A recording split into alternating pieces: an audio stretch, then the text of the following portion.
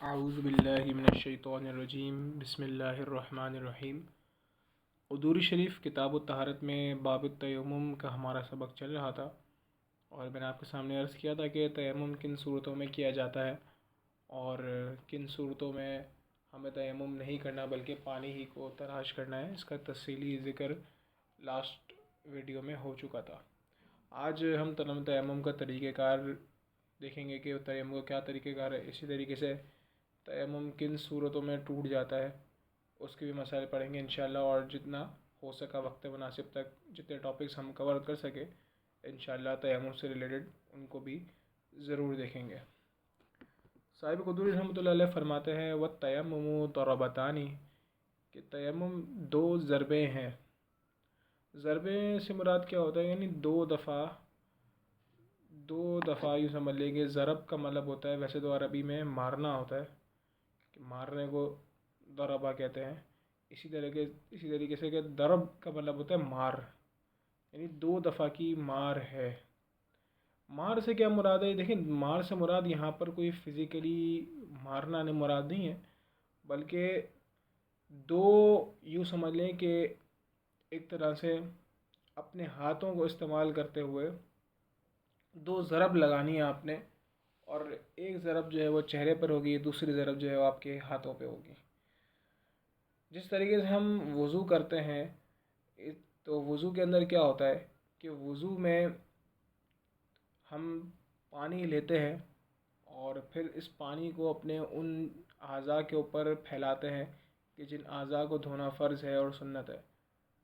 اسی طریقے سے جب ہم تیمم کرتے ہیں تو تیمم میں کے اندر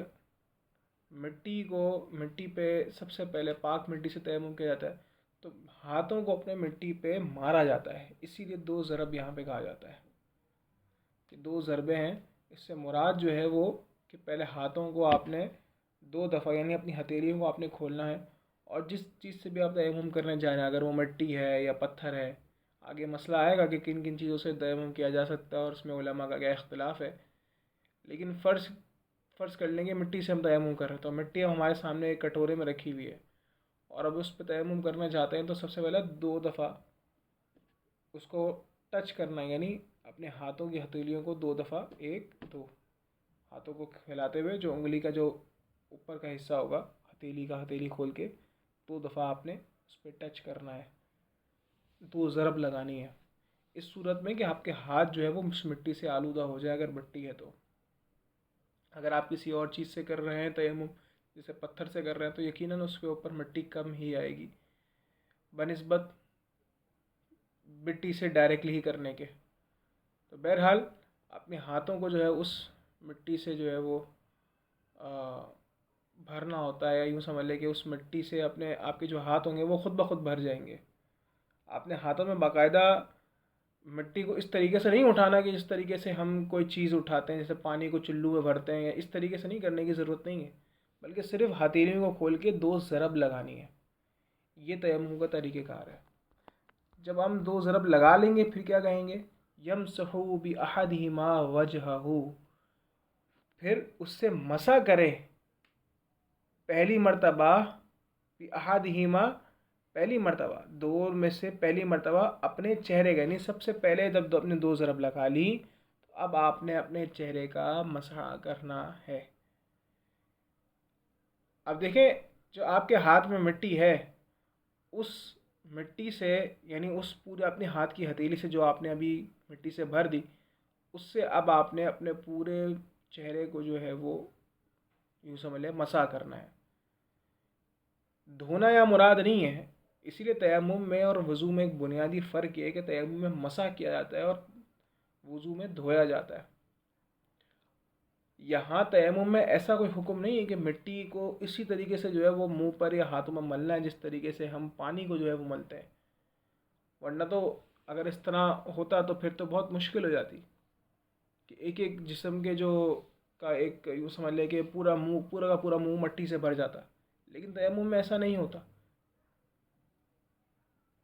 ٹھیک ہے۔ اور دوسری مرتبہ میں اپنے ہاتھوں پہ مسح کرنا ہوتا ہے اسی مٹی سے، یعنی دو دفعہ وہی ضربیں لگائی دوبارہ، اور ہاتھوں کو جو ہے وہ کور کرنا ہے، یعنی انگلیوں کے ناخن سے لے کر कोहनियों के सिरे तक, यानी पूरी कोहनियाँ जो है वो आपकी कवर हो जाएं। जिस तरीके से हम वज़ू के अंदर पानी से अपनी कोहनियों को कवर करते हैं, वही उतना ही जो है वो हिस्सा हाथ का उंगलियों से शुरू होते हुए कोहनी तक, कोहनियों समेत बल्कि, ये आपने कवर करना है इस मसह के दौरान सेकंड टाइम। फिर आगे साहिब कुतुरी रहमतुल्लाह अलैह ये तो तरीक़ेकार बता देते हैं कि इस तरीके से तयम्मुम करना है। आगे साहिब कुतुरी रहमतुल्लाह अलैह फरमाते हैं व तयम्मुमु फिल जनाबती वल हदसी सवाउन। आप फरमाते हैं कि तयम्मुम का पहले भी जिक्र किया था कि तयम्मुम वज़ू के लिए भी किया जा सकता है और गुस्ल के लिए भी किया जा सकता है। यानी जो शख्स वज़ू, जिसको हाजत हो वज़ू करने की, यानी बेवज़ू हो और उसको अब नमाज़ पढ़नी है या कुरान पाक की तिलावत करनी है, तो अब ऐसी सूरत में भी वो तयम्मुम किया जा सकता है। और इसी तरीके से अगर कोई हालत जनाबत को दूर करने के लिए पानी नहीं पा रहा और तयम्मुम का इरादा करता है, तो उस सूरत में भी तयम्मुम किया जा सकता है। यानी हदस अकबर को दूर करने के लिए भी, हदस अकबर से मुराद क्या होता है? बेगुसलापन, जनाबत। कई मरतबा ये लफ्ज़ जो है वो पहले भी इस्तेमाल हुआ। और इसी तरीके से हदस असग़र यानी छोटा हदस, जिसको बेवज़ूपन भी कहते हैं, यानी बेवज़ू एक शख्स है, अब उसने बावज़ू होने का इरादा करना है, बावज़ू होना है उसने, यानी जुम्बी नहीं है बल्कि सिर्फ बेवज़ू है, अब उसने वज़ू करना है, तो उसके लिए भी तयम्मुम किया जा सकता है। आगे साहिब कुतुरी रहमतुल्लाह अलैह फरमाते हैं व यजूज़ु तयम्मुमु इंद अबी हनीफ़ता व मुहम्मदुन रहिमहुमुल्लाह बिकुल्लिन मा कान मिन जिन्सिल अर्दी कत्तुराबी। आप फरमाते हैं कि तयम्मुम जायज़ है इमाम आज़म और इमाम मोहम्मद अश-शैबानी रहमहुमुल्लाह अलैहिम अजमईन के नज़दीक हर उस चीज़ से, बिकुल्लिन हर उस चीज़ से, मा काना हो जो, मिन जिन्सिल अर्दी ज़मीन की जिन्स से, यानी हर उस चीज़ से तयम्मुम करना जायज़ है कि जो ज़मीन की जिन्स से हो। किसके नज़दीक? इमाम आज़म अबू हनीफ़ा और आपके शागिर्द इमाम मोहम्मद अश-शैबानी रहमतुल्लाह अलैह के नज़दीक हर उस चीज़ से तयम्मुम करना जायज़ है जो ज़मीन की जिन्स से हो। अब ज़मीन की जिन्स से क्या मुराद है? ज़मीन की जिन्स से मुराद ये है कि वो चीज़ें जो ज़मीन से निकलती हैं या ज़मीन में पाई जाती हैं, उन सब से तयम्मुम किया जा सकता है जिन पे ज़मीन का इतलाक़ होता है। जैसे मिसाल के तौर पर ज़मीन, हम बाहर रोड पे जाते हैं तो रोड पे तो कारपेटिंग हुई भी होती है, लेकिन फ़र्श कर लें कारपेटिंग ना होती, ये पक्की सड़क ना होती, तो अल्लाह ताला ने जो कुदरती तौर पर ज़मीन बनाई है, एक ज़मीन पथरीली भी होती है, बाज़ ज़मीन ज़रख़ेज़ भी होती है, तो फ़र्ज़ कर लें पथरीली ज़मीन है, कुदरती ज़मीन है, उसके ऊपर कोई रोड वगैरह मौजूद नहीं है, तो अब उसकी जिन्स क्या है आपके सामने? उसकी जिन्स पत्थर है। इसी तरीके से आप रेगिस्तान में चले जाएँ, रेगिस्तान में कोई रोड वगैरह, जहाँ रोड वगैरह नहीं होता, मैं उसकी बात कर रहा हूँ ना, मिट्टी का ढेर लगा होता है, रेगिस्तानी मिट्टी है, तो ये भी एक ज़मीन की जिन्स है कि मिट्टी भी उस ज़मीन की जिन्स में आ जाएगी। इसी तरीके से जो ज़रख़ेज़ ज़मीनें होती हैं, जो नरम ज़मीन होती है जिसके अंदर बीज बोया जाता है, जिसको हम इंग्लिश में सॉइल कहते हैं और उर्दू में आप उसको ज़रख़ेज़ ज़मीन कह सकते हैं या ज़रख़ेज़ मिट्टी कह सकते हैं या नरम मिट्टी कह सकते हैं, या कुछ भी इस तरह का लफ्ज़ जो है वो इस्तेमाल किया जा सकता है। मैं उसकी बात नहीं कर रहा जो खाद वगैरह ऐड होती है, वो उसकी बात नहीं कर रहा, बल्कि नरम मिट्टी की बात कर रहा हूँ, जो कि जहाँ पर जैसे हमारे पंजाब के इलाके या सिंध के इलाके होते हैं जहाँ बाज़ मिट्टी इस तरह की होती है कि वो नरम मिट्टी होती है, कुदरती तौर पर होती है, तो इस तरह की जो सॉइल होती है उससे भी तयम्मुम किया जा सकता है, क्योंकि ये भी ज़मीन की एक जिन्स है, इस पर ज़मीन का इतलाक़ होता है। इसी तरीके से किसी भी किस्म का पत्थर है, पत्थर ख़ुद ज़मीन का हिस्सा है, उससे भी तयम्मुम किया जा सकता है। इसी तरीके से साहिब कुदुरी रहमतुल्लाह अलैह ने यहाँ पर एक लफ्ज़ इस्तेमाल किया है वल जस्सी। जस कहते हैं, इंग्लिश में एक लफ्ज़ इस्तेमाल होता है जिप्सम, एक किस्म का पत्थर होता है, तो वो कई और चीज़ों में इस्तेमाल होता है, तो अरबी में उसे जस कहते हैं, उससे भी तयम्मुम किया जा सकता है। यहाँ पर एक कई जो है वो एक एक करके जो है नाम साहिब कुदुरी रहमतुल्लाह अलैह ने लिखे हैं, तो मुराद यहाँ पर ये है कि जो जिन चीज़ों पर ज़मीन का या पत्थर का یہ مٹی کا اطلاق ہوتا ہے، ان چیزوں سے وضو کیا جا سکتا ہے۔ آگے آپ فرماتے ہیں والنورتی، نورہ چونے کو کہتے ہیں، چونا بکثرت استعمال ہے، والکحلی، کوحلی سرمے کو کہتے ہیں۔ اسی طریقے سے والزرنیخ، زرنیخ آرسینک کے پتھر کو کہتے ہیں، یہ بھی ایک خاص قسم کا پتھر ہوتا ہے جو کیمیکلز وغیرہ میں بھی استعمال ہوتا ہے۔ تو یہ اس دور میں بھی استعمال ہوتا تھا، آج کے دور میں بھی بکثرت یہ چیزیں استعمال ہوتی ہیں۔ الگ الگ نام ہیں، اردو میں ان کے الگ نام ہیں،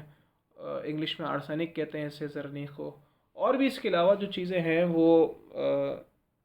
زمین کے جنس سے ان سے تیمم جو ہے وہ کیا جا سکتا ہے۔ اسی طریقے سے امام ابو یوسف کا پھر آگے ایک مسئلہ ذکر کرتے ہیں کہ امام ابو یوسف نے یہاں پر طرفین، یعنی کہ طرفین کا لفظ کب استعمال ہوتا ہے؟ طرفین کا لفظ اس وقت استعمال ہوتا ہے کہ جب ہم کسی مسئلے میں کہیں کہ امام اعظم ابو حنیفہ اور امام محمد کا یہ موقف ہے، تو یہاں لفظ استعمال ہوتا ہے طرفین، یعنی دو طرف۔ اور چونکہ امام محمد رحمۃ اللہ تعالیٰ علیہ امام ابو یوسف کے بھی شاگرد ہیں اور امام اعظم کے ڈائریکٹ بھی شاگرد ہیں، تو اسی لیے آپ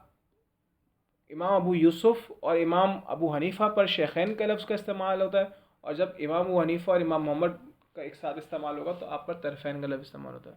یہاں پر خاص اس مسئلے میں امام ابو یوسف الگ ہیں، تو اسی لیے ڈائریکٹ صرف آپ کا نام ذکر ہوا، وقال آپ کی کنیت ذکر ہوئی، وقال ابو یوسف رحمہ اللہ،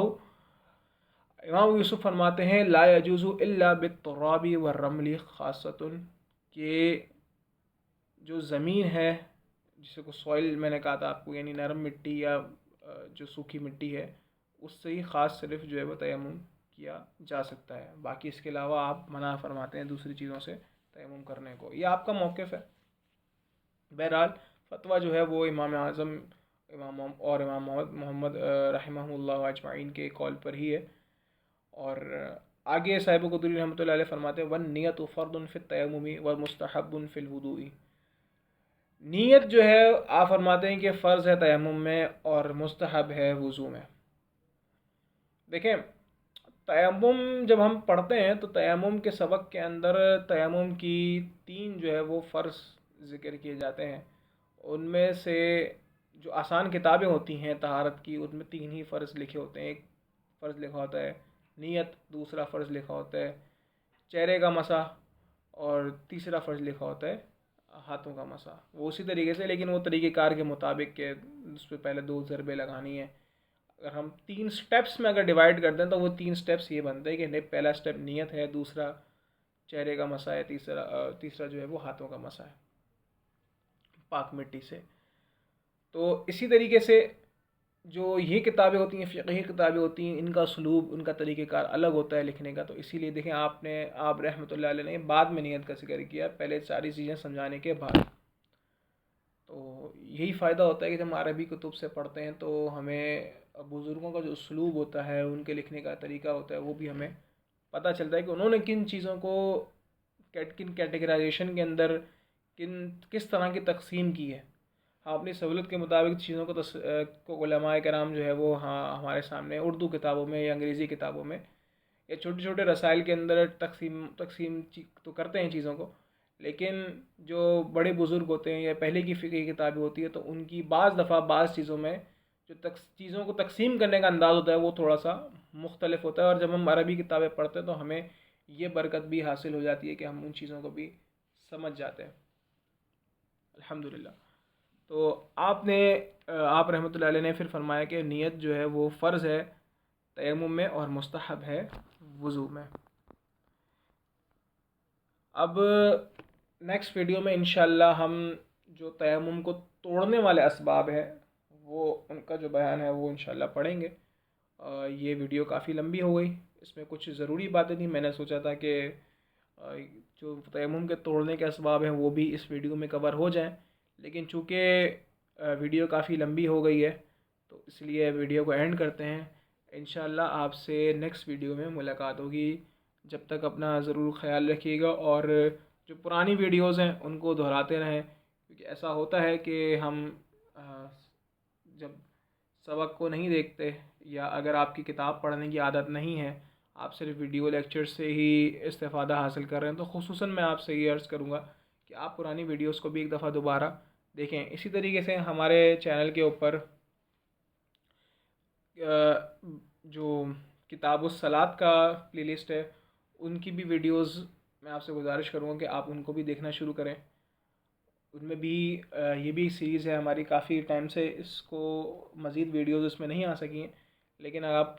سلسلہ شروع کریں اور اپنی جو بھی سوالات وغیرہ ہیں وہ آپ کمنٹ سے بھی پوچھ سکتے ہیں. تو انشاءاللہ اس سیریز کو بھی ہم لے کے چلیں گے. اپنا بہت خیال رکھیے گا. السلام علیکم ورحمۃ اللہ.